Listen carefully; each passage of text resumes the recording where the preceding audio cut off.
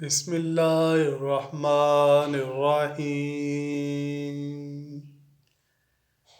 اسحاق اور نائلہ نے بلا شبہ تاریخ انسانی کا گھناؤنا ترین کام دنیا کی مقدس ترین اور محترم ترین جگہ پر کیا۔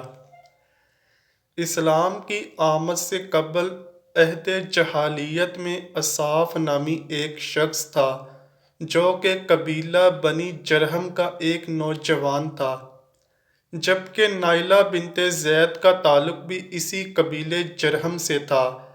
قبیلہ جرہم وہ قبیلہ ہے جو سب سے پہلے مکہ میں آ کر آباد ہونے والے قبائل میں سے ایک ہے۔ دوستو، تاریخ میں مذکور ہے کہ نائلہ بنت زید ایک حسین عورت تھی جو نیم عریاں لباس میں اپنے حسن کی نمائش کرتی تھی اور اسی حالت میں وہ طواف بھی کیا کرتی تھی۔ اسے نیم عریاں حالت میں دیکھنے کے لیے اس کے ساتھ ساتھ نوجوان چلا کرتے تھے۔ انہی شیدائیوں میں ایک نوجوان سردار اسحاق بن بغی تھا۔ اسحاق دوران طواف ایک دن بے خود ہو کر دست درازی سے بھی آگے بڑھ گیا۔ تاریخ عرب میں ذکر ہے کہ ایک بار نائلہ اور اسحاق اس حالت میں خانہ کعبہ کی حدود میں داخل ہوئے کہ وہاں کوئی اور آدمی موجود نہ تھا۔ اس تنہائی کا فائدہ اٹھاتے ہوئے وہ دونوں بہک گئے اور خانہ خدا میں بدفعلی کا ارتکاب کیا۔ حرمت کعبہ کو یوں پامال کرنے پر ان دونوں پر اللہ کا فوری قہر نازل ہوا اور وہ دونوں پتھر کے ہو گئے۔ خواتین و حضرات، عہد جاہلیت میں لوگوں کی ذہنی گراوٹ کا اندازہ اس بات سے آپ لگا سکتے ہیں کہ بنی جرہم کے لوگ جو شراب پیے ہوئے اور بدمست ہوئے تھے، کعبے کی اس بے حرمتی کرنے والے لوگوں کی داستان عشق کو داستان فخر کے طور پر بیان کرنے لگے۔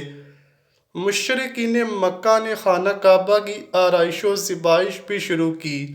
خانہ کعبہ کی دیواروں پر عمارت کے اندر قسم قسم کی تصویریں اور بت بنائے گئے جن میں فرشتے بھی تھے، اور مختلف انبیاء کے ساتھ ساتھ حضرت ابراہیم علیہ السلام اور حضرت اسماعیل علیہ السلام کی تصویریں بھی بنائی گئیں۔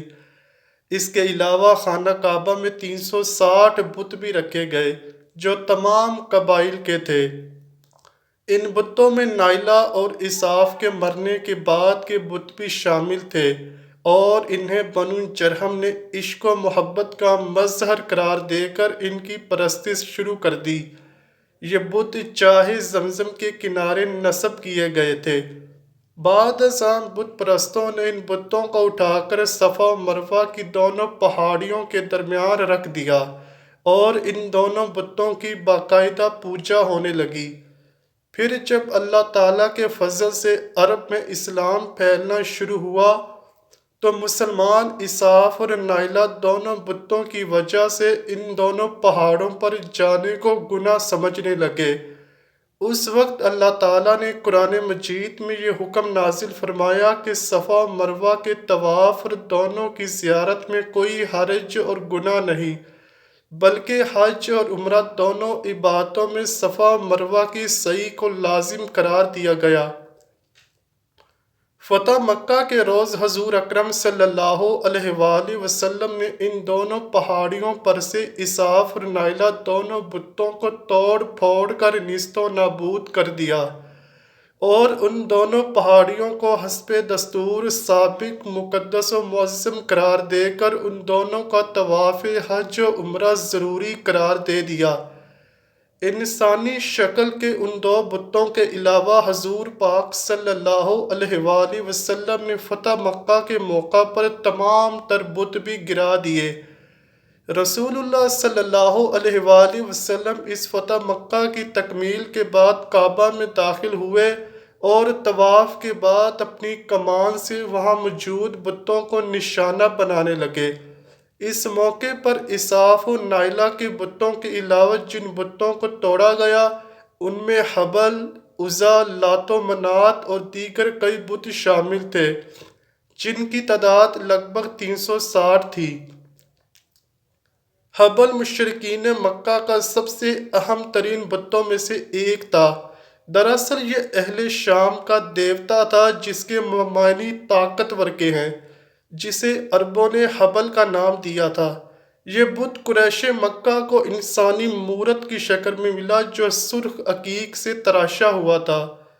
حبل خاص خانہ کعبہ کی چھت پر نصب تھا۔